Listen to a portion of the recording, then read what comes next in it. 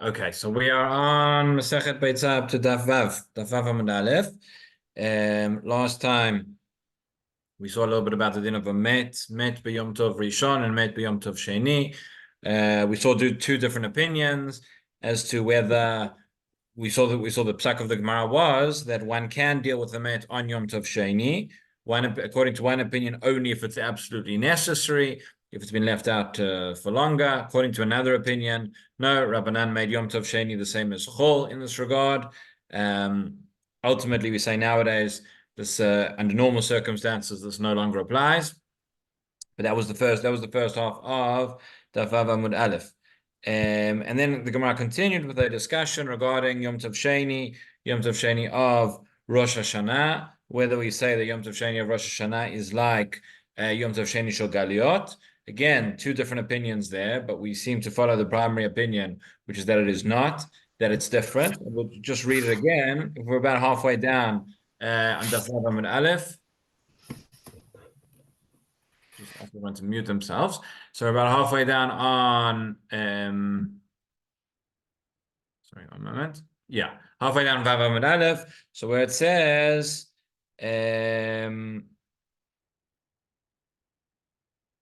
Ravina Havayativ, just before halfway, Ravina Havayativ Kamed Rav Ashi, B'shnei Yamim Tovim Shel Rosh Hashanah. Ravina was sitting by Rav Ashi. It was on Rosh Hashanah, the 2 days. Chazye Davaatziv, Rav Ashi saw that he was very sad. Amarle Amayatziv Mar said, what are you upset about? Amarle Delotiva Eruvei Tavshilin. So he said, I didn't place an Eruv Tavshilin. This was 2 days of Rosh Hashanah, consecutively followed by Shabbat. For whatever reason, he was unable to, or he forgot to, he didn't put an Eruv Tavshilin. So Amarle Velotiv Mara'idna, I said, why don't you do it now? Milo Amarava Maniach Adam Eruvei Tavshilin Miyom Tav Lachavero Matneh. We have a din from Rava who says that a person who didn't do Eruv Tavshilin could then do it on Yom Tov and make a condition, make a t'nai. As we said, the condition is if the first day is actually Yom Tov, because one of the 2 days is out of a suffix. So if the first day is actually Yom Tov, so you aren't really doing anything, but you don't need an Eruv Tavshilin really, because the second day is actually Chol. And if the first day is Chol, well then the Eruv should apply on that day to help you prepare from Yom Tov to Shabbat. So that was what Rava said. Amarava maniach adam eruvei tavshilim yom tov lechavero matneh. Amalei madam Rava b'shnei yamim tovim shel galiot b'shnei yamim tovim shel Rosh Hashanah miyama. He says yes, but Rava was talking about the 2 days of Yom Tov. He wasn't talking about the 2 days of Rosh Hashanah, as we've already explained at length that is different. So now the Gemara v'hamar na'adai af beitzah muteret. This is the opinion we saw just above. That nowadays says that the Beitzah that was laid on the first day of Rosh Hashanah will be permitted on the second day. So this is a dissenting opinion. This is an opinion that holds that the 2 days of Rosh Hashanah we still judge as 2 separate days, just the same as Yom Tov Sheni Shel Galiot. Samar le Rav Mordechai beferush amar limal delo savalan denadai. Says no, we don't hold like that opinion of nowadays. We hold that the 2 days of Rosh Hashanah are looked at l'chumra as one long day. Kedusha richta, we don't have the safek, we don't have the miman avshach when it comes to that. Okay, so until now we've been discussing primarily the din of a beitzah. That's the name of our Masechet, Beitzah shnoda b'yom tov. And now the Gemara has a discussion regarding a chicken that hatches from an egg, on a chicken that is born on Yom Tov. Would the din be the same? Would it be muktzah, etc.? That's what the Gemara is now going to address. So we say itma, about 10 lines from the bottom. Itma, ifrach shenolad b'yom tov. So you have a chick that hatches that is born on Yom Tov. Rav amar asul, u'shmuel v'item Rabbi Yochanan amar mutar. So we have a machloket amoraim. Rav says that the chick is going to be forbidden. It's going to be presumably going to be muktzah. We'll see. And Shmuel, some say Shmuel, and some say Rabbi Yochanan hold differently. They say no, they say it is mutar, say it's permitted. So why forbidden and why permitted? Now we're going to go through the proofs back and forth. Rav amar asur muktzah. Ushmo v'tem Rabbi Yochanan amar mutar ho'ilu matil atzmo b'shchita. Okay, so Rav says it's going to be forbidden because it is muktzah, Why is it going to be muktzeh? It's going to be muktzeh because there's nothing, you had no use for it. Again, what's the point? Why would the chicken not be muktzeh? So again, we're dealing with Yom Tov, not with Shabbat. So we go back to the beginning of our Masechet, the discussion we had. We said if you have a tarnagolet or oil achila, it won't be muktzeh on Yom Tov. You have a chicken which you could eat, you could shecht it. Again, from the theoretically, in any event, you could shech the chicken on Yom Tov, and therefore you could eat it. Therefore, it won't be muktzeh. However, so this chick, once it's hatched from the egg, it's now permissible to eat. It's now ra'oi la'achila, and therefore it should be okay. But before it's hatched from the egg, when the chicken's still inside the egg, so at that point you can't eat it. At that point, the chick itself actually is still going to be forbidden. It's going to be forbidden as a sheretz. The Gemara is going to go into a discussion here as well. The Gemara in other places goes into more detail, but the dinim of shratzim, that essentially at a certain point, it's only when the chick is born, according to one opinion, only when it opens its eyes, according to another opinion, only when it's, but essentially when it starts to walk on the ground, that it no longer has the din of sheretz, and it's able to, one's able to eat it. So at the beginning, at least while it was still in the egg, it was still forbidden. It was still muktzeh. So therefore, that would seem to be why Rav says it was muktzeh. It's still muktzeh. Okay. So says the Gemara, Rav Amar Asur muktzeh. Rav says forbidden because it is muktzeh. Ushmuel v'teima Rabbi Yochanan Amar mutar ho'ilu matir atzmo b'shchita. Now, the other opinion, which is either Shmuel or Rabbi Yochanan, says that it's mutar, says it will be permitted. Why? Ho'ilu matir atzmo b'shchita. Since it is going to be now, the language is a bit confusing, but since it is now allowed, now it's permitted by shchita, i.e., have a look at Rashi. Rashi explains here. Rashi 4 lines down from the wider lines in Rashi. It says, Ho'ilu matir atzmo b'leidato. Since by its birth, it has now become permitted, liot nishchat. It's now permitted to perform shchita and to be able to eat it. Mashelo haya lifnei leidato, which was not the case before the egg hatched. Af muktzeh hitir atzmo b'leidato, meaning, but previously, when the chick was still inside the egg, so you couldn't shecht it, you couldn't do anything with it.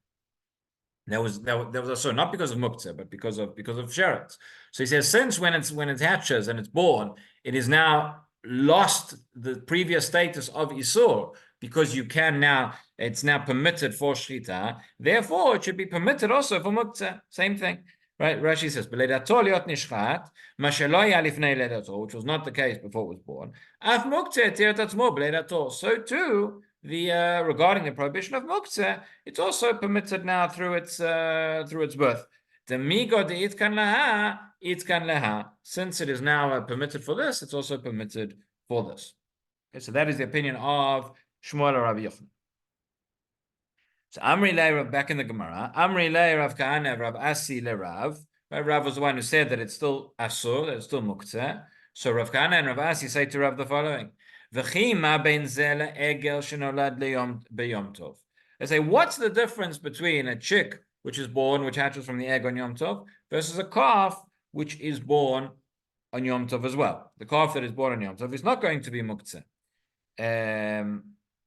Rashi says, "Le'egel shenolad beyom tov." The Tanya lakaman, we're going to see later on, shortly. Shemutar bo bayom ledivrei hakol. According to everybody, the egg, the calf which is born on Yom Tov can be shechted, can be eaten, and is not muktzeh.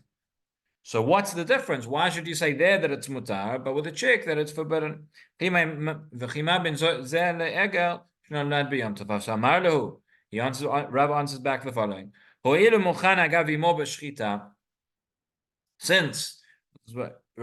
it is muchan agav imo but b'shchita. What does that mean? Muchan agav imo. It is not muktzah. It's ready. It's via its mother with shchita. In other words, says Rashi, be'odo betoch me'eh, when it was still before it had been born, it was still inside its mother. Im nishchata em hayanechal. If you were to shech the mother, then the calf which is inside would then become permitted. So since it wasn't actually muktzah in the first place, because you could have theoretically, you could have shechted the mother, and then you could have taken out the calf as well. So therefore, once it's mali, if it's inside the mother or if it's outside the mother, it's still not going to be muktzah. That's fine. But that would not be the case. That would not be the case with this chick. So, so now he says, okay, follow-up question. 4 lines from the bottom. What if the egel was born from a treifa? So again, a treifa, nevela, as we know, are just colloquial terms as well for any non-kosher meat. A treifa is an animal which is of a, and an nevela really, is from a kosher species, but it has a disease, it has an ailment, it has a certain condition, which makes it a non-kosher, generally speaking, but it's going to die within 12 months. Could be other things as well. But that is the treifa. So if the mother was a treifa, we don't find a distinction. We say that the egel that's born, the calf that is born, is not going to be muktzah. So he said the reason it's not going to be muktzah is because you could have killed the mother and you could have, and then the calf that's inside would have been mutar anyway. Well, that's not going to be the case if the mother was a treifa. If the mother was a treifa, you couldn't shecht it and you couldn't eat it, then that would be a problem. So it says Rashi, a treifa, b'na asurim zabatocha. If it was a treifa and you slaughtered the mother, then the calf that's inside would also be forbidden. The ubar yerechimo. Since right, the ubar, the fetus or the offspring takes the status of the mother. Since what's making it permitted, right? If the mother was shechted, you don't have to shecht the animal that's inside as well, but it's only permitted because of the shechita of the mother. And if the shechita of the mother doesn't permit that to be eaten, it doesn't permit the fetus to be eaten either. And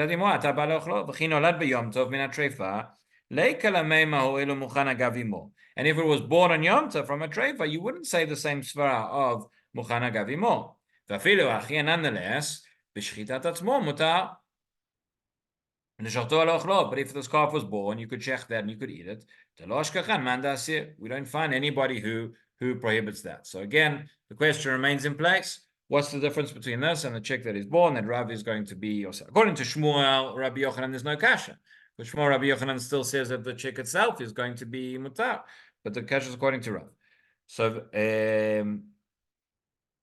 right, v'chima ben zeh le'egel shenola b'yom tov. Sorry, that we've already read. Ma ben zeh le'egel shenola min ha'treifa. So shatik Rav. Rav was quiet. He had no answer to this.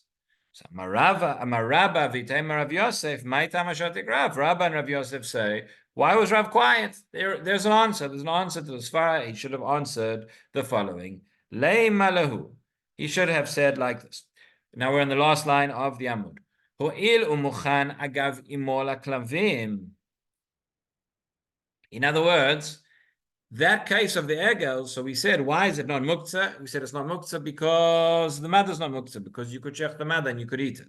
So we said, hang on, what if the mother was a treifa? So say Rabbi and Rav Yosef, no, there's still an answer. The answer is that the mother itself would still not be muktzah necessarily. Why? Because it was fit for you could feed it to animals. You could feed it to dogs. You couldn't eat it because it's a treifa, but it's still not muktzah. It still has a use, says Rashi. Leklavim. Devena shmashot aita imo mered lakach. Since that was, we actually saw this. We saw at the very, very beginning when we were discussing the din of muktzah, we saw the idea of taking a nevela and cutting it up for animals to feed one's animals. That is the use that it would have. And therefore it's not muktzah. Says Rashi, but a chick which is inside the shell, inside the egg, there's certainly no use for that. That can't be eaten by animals either. And therefore that is considered nolad. So since the egel that at any case, whenever it's born or if it's found inside the mother, that has a use, even use for animals. So therefore, that is not muktzah. So now says the Gemara like this. Amalei Abaye. Abaye questions this. Over the page, we're on now the top of Amud Bet. He says, Hashta. Muchan le'adam lo have mukhan leklavim. So I'm going to take issue with your svara. You've just said that this egel is not going to be muktzeh because of the fact that why is it? It's not going to be muktzeh. Not going to be muktzeh for man to eat either because it was not muktzeh for animals. So he says like this: we know that mukhan la'adam, something which is mukhan la'adam, something which is not muktzeh because it's ready for human use. Lo ave mukhan leklavim. We don't consider that it's ready for animal use. In that direction, if it's fit for one purpose, it's not fit for the other purpose, it would still be muktzeh for the use for the klavim. And this is the Mishnah we brought right at the beginning of the Masechet. From Shabbat, we say like this: Titnan mechatchin et adluin lifnei habeima ואת הנבלה לפני הכלבים. רבי יהודה אומר, אם לא הייתה נבלה מערב שבת, אסורה לפי שאינה מן המוכן. Okay, so this is this is part of the machloket of Rabbi Shimon and Rabbi Yehuda, how far we go in the stringencies of muktzeh. But the Mishnah says like this: says mechatchinet aluin, gourds, this type of a vegetable which you would cut up lifnei habeima for an animal, et nevela lifnei haklavim, i.e., you could cut up part of this nevela to feed to your dogs. It's not muktzeh. Rabbi Yehuda Omer, im lo hayta nevela me'erev Shabbat, asura, lefi she'ena min hamukhan. So, but Rabbi Yehuda, who is stringent on muktzeh, says over there, no, he says this nevela, again, if you had the nevela from before Shabbat, so then it would be okay. But since he says it wasn't a nevela on Erev Shabbat, the animal died on Shabbat itself, so then it's going to be asura. You can't. Then we don't consider that it was mukhan. We don't consider that it was ready. So seemingly the same. Rabbi Yehuda would hold the same thing by Yom Tov. This Mishnah is talking about Shabbat, but Rabbi Yehuda would hold the same thing by Yom Tov to say, the animal we consider that it wasn't muktzeh because you could eat it, but if it's now a nevela, in order to feed it to the dogs, he says no. He says it's muktzeh. So you see from here that mukhan le'adam, even though it's not muktzeh, it's designated for human purposes, we don't consider that it's fit for animal purposes. We consider in that sense that it's still muktzeh. So if you say mukhan le'adam lo have mukhan leklavim, that was the first line of the Gemara. Are we now going to say the opposite case? About 5 lines down, we say mukhan leklavim, have mukhan le'adam. You say like this: if it's fit for human consumption, fit for human use, then we don't consider that it's fit for animal use. We consider in that sense that it's muktzeh. Now you're telling me the other way around. You're telling me that it's mukhan leklavim, that it's fit for animals. Now you're going to say mukhan le'adam, meaning kal v'chomer works in the opposite way. That doesn't seem to make sense. That's the kasha. Samale says the Gemara, no, actually it is. It is. Why? Mukhan le'adam lo ave mukhan leklavim demai dechazi le'inish lo shadi leklavim. He says, first of all, we say that when something is designated for human use, it's not fit for use for to throw to the dogs, for animals. Why? Something which is fit for a person, for human consumption. Lo shadile leklavim. You wouldn't throw it to the dogs. Might be some people who would question that nowadays. That's depending on how you treat your pets. But in any event, that's the Gemara says that it's things that are for people. You don't give to the animals. Number one. Mukhan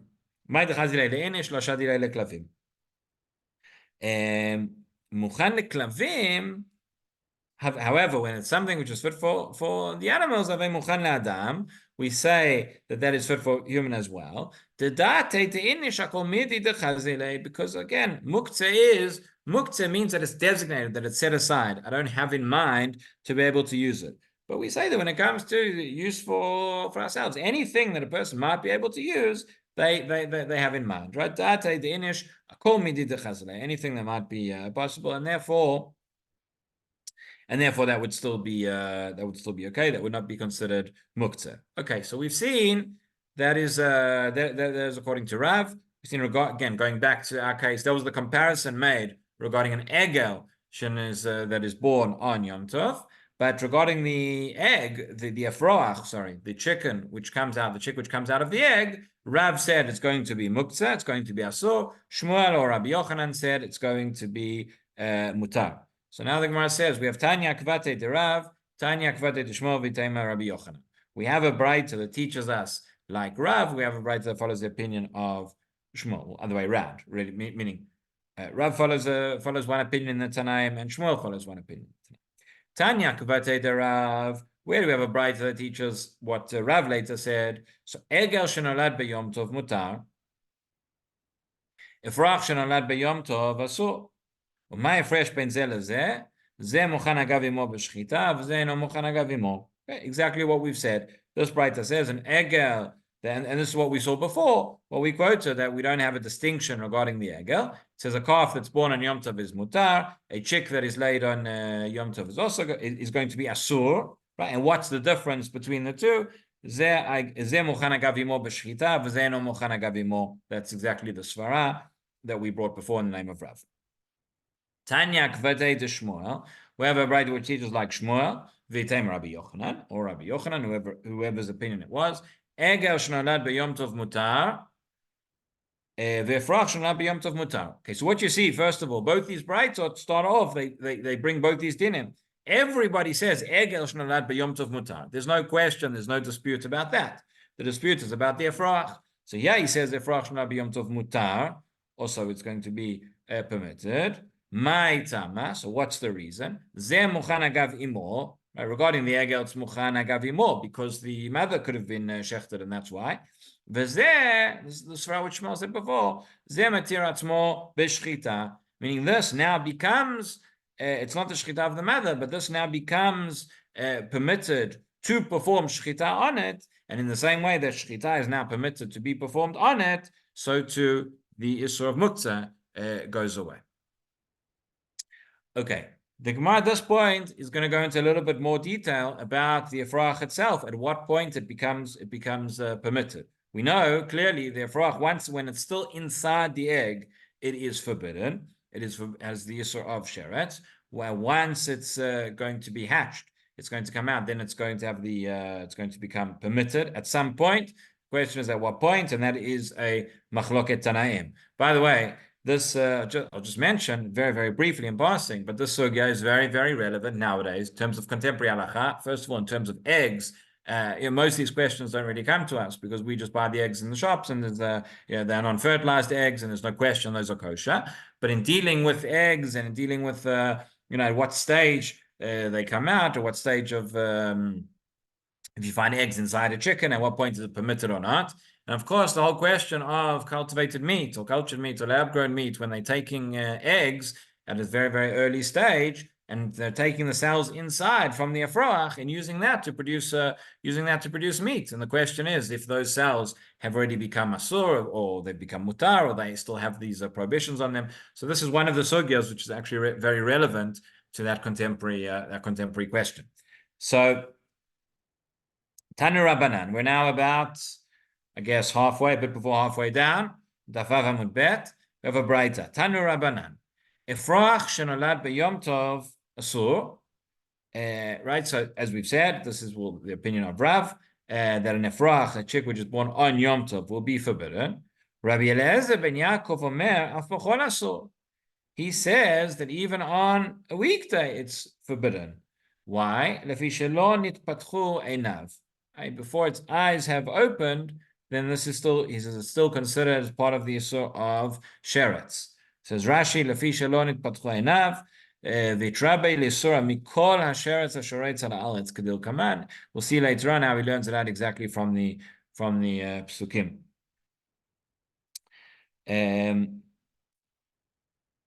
So kaman as lahadetanya, like which opinion is now the following Beitzah.